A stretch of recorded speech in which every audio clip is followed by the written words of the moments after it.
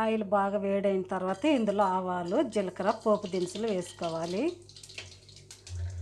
2 వెల్లుల్లిపాయలు తల కొట్టుకొని వేసుకోవాలి.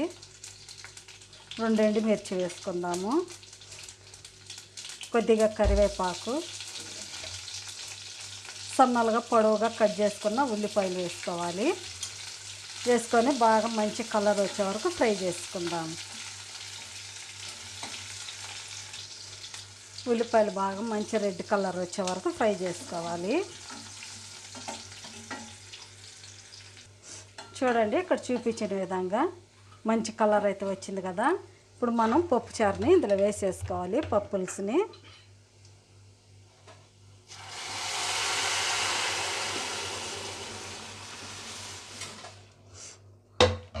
అయిపోయింది.